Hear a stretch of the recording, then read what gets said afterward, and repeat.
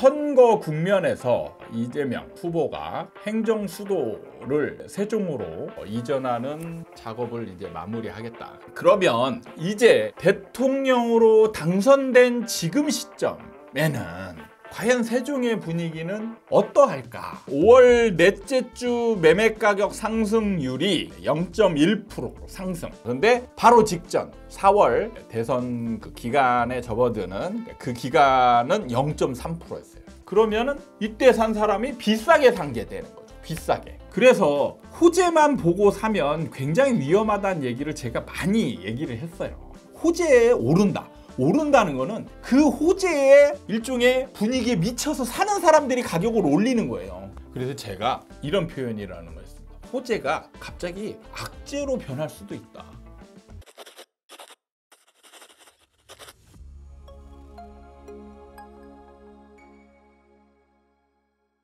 하나, 둘, 셋.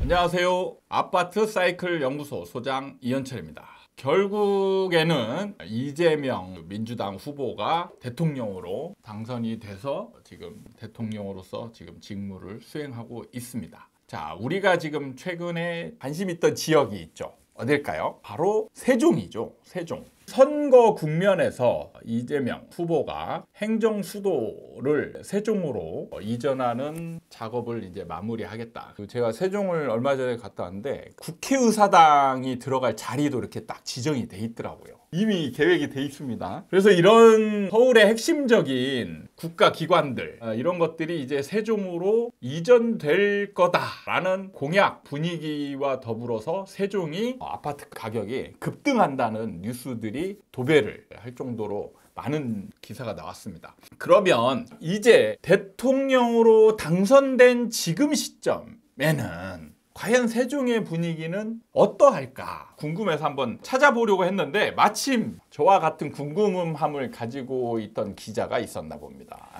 기사를 냈더라고요. 근데 내용을 보면 5월 넷째 주 매매가격 상승률이 0.1% 상승. 0.1% 상승이면 많이 상승하네 뭐 이런 느낌이 날 수도 있습니다. 근데 바로 직전 4월 대선 그 기간에 접어드는 그 기간은 0.3%였어요. 그러니까 상승 분위기가 이어지고 있지만 바로 직전 달에 상승 분위기보다는 분위기가 현저하게 낮아진 측면이 있다.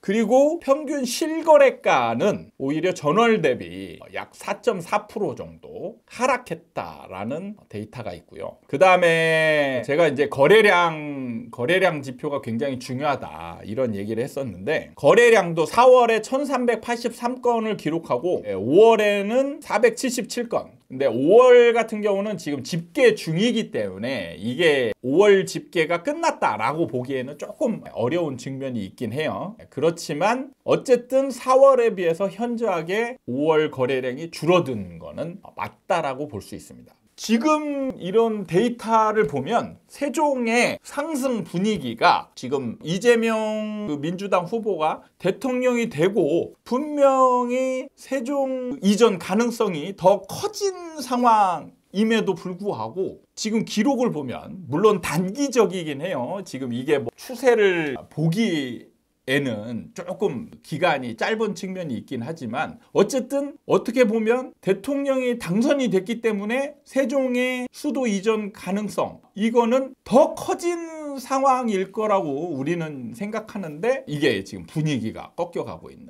그러니까 이게 소문에 사서 뉴스에 팔아라 이건가? 이런 느낌이 날 정도로 분위기가 지금 이렇게 전환되고 있다. 이런 느낌을 받지 않을 수 없는 상황들이 만들어지고 있습니다. 그래서 이유를 뉴스에서 찾아봤더니 오히려 이재명 대통령이 청와대로 들어가기로 했다. 그러면 대통령실이 세종으로 이사가는 시기가 더 늦춰지는 게 아니냐 이런 이유를 근거로 해서 지금 세종 분위기가 급격하게 빠지고 있다. 그래서 이제 여기서 이제 우리가 좀 생각해 봐야 될 부분을 한번 좀 짚어보자. 이런 측면에서 한번 제가 이제 이 주제를 가져왔는데 자, 예를 들어서 세종의 4월 달에 대선 분위기에 세종 수도 이전 이게 일어났을 때 만약에 이때 우리는 이 호재를 가지고 세종 집을 사야 될까요? 말아야 될까요? 이런 고민을 아마 하는 분들이 많았을 거예요. 심지어는 아마 거래량이 늘었으니까 산 분들이 있겠죠. 근데 이때 산 사람들은 지금 기분이 좋을까요? 아니면 좀 불안해질까요? 제가 볼 때는 아마 이때 그 매수를 한 분들은 지금 굉장히 좀 불안해지지 않았을까. 왜냐하면 한 달 만에 약간 분위기가 확 꺾이고 뭔가 호재로 여겨지던 세종 대통령실 이전, 뭐 여러 가지 이제 국가 핵심 기관들이 이전하는 문제, 이런 것들이 언제 과연 될까? 이전이 될까? 그래서 한번 호재에 관한 얘기를 한번 좀 심도 있게 해보고 싶어요. 그러니까 이게 심도 있게 해보지 않으면 문제가 뭐냐면 우리는 호재가 생기면 가격이 오를 거라고 알고 있어요. 실제로 4월 달만 해도 호재가 생겨서 가격이 올랐단 말이에요. 올랐어요.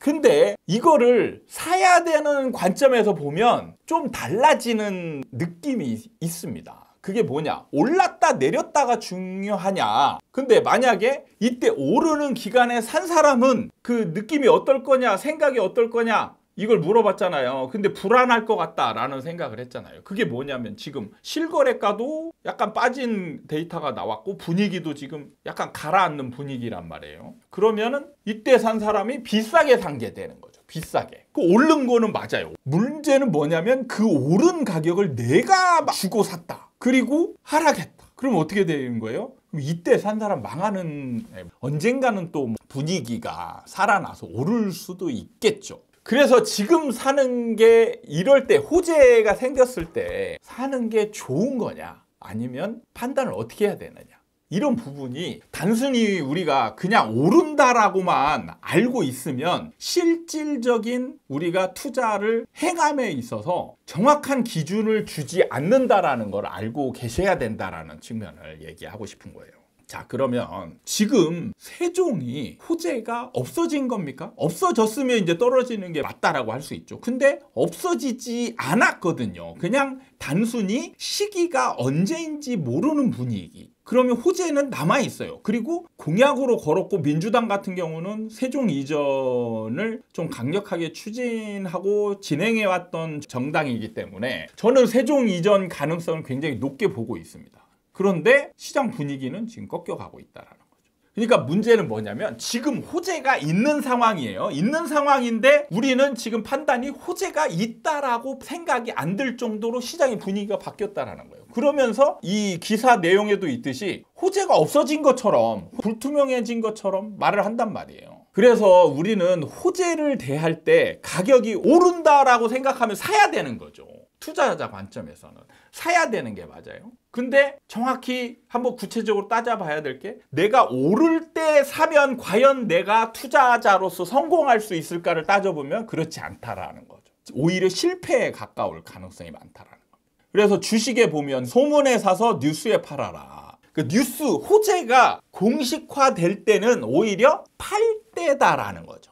근데 여기에 뭐가 포함되어 있냐면 그 오를 때 올라가는 과정이 있잖아요. 호재가 생겨서 막 올라요. 그러면 가장 높은 가격에 이때 호재를 등에 업고 높은 가격에 파는 사람이 사실 투자의 결과로서는 가장 좋은 결과를 가져간다라는 거예요. 그러니까 우리는 부동산에서는 호재가 생기면 사야 된다라고 어떤 상식처럼 이렇게 규정되어 있는데 사실 부동산도 지금 여러 가지를 따져보면 주식의 명언처럼 격언처럼 별반 다를 게 없는 그런 상황들이 지금 만들어지고 있다는 거예요. 그래서 호재에 사는 거는 굉장히 위험한 거예요. 왜냐하면 여러분이 호재가 나왔을 때 그 뉴스를 보고 사잖아요. 그러면 이때의 가격은 정상 가격으로 보기가 어렵습니다. 호재 때문에 감정이 격해 있는 불안한, 더 오를 것 같은 기대감에 매수하는 사람과 팔려고 하는 사람의 이 적절한 매칭이 이루어지거든요. 이게 뭐냐면 가지고 있는 사람은 호재가 생겼으니까 더 비싸게 팔고 싶겠죠. 가격을 올립니다. 근데 사려고 하는 사람은 호재가 나왔으니까 당연히 야, 이거는 싸게 살 수 없는 거죠. 사려고 갔는데 비싼 가격에 나와 있어요. 근데 이게 당연한 거죠. 호재가 나왔으니까. 비싼 가격에 사는 게 맞다라고 생각하는 거죠. 근데 그게 끝일 수 있다라는 생각을 한 번쯤 해봐야 되는. 그게 최고가일 수 있다라는 생각을 해봐야 돼. 저는 제가 연구를 해보고 결과를 내보면 대입을 해보잖아요. 그러면 뭐가 더 힘이 크냐면 사실 시장 상황이 훨씬 힘이 크다라는 거를 저는 연구를 통해서 느끼고 현실화된다라는 걸 알게 되었습니다. 시장 상황이 좋을 때는 호재거리가 생기잖아요. 그러면 제가 강의에서도 가끔 얘기하는데 시너지가 생깁니다. 시너지가.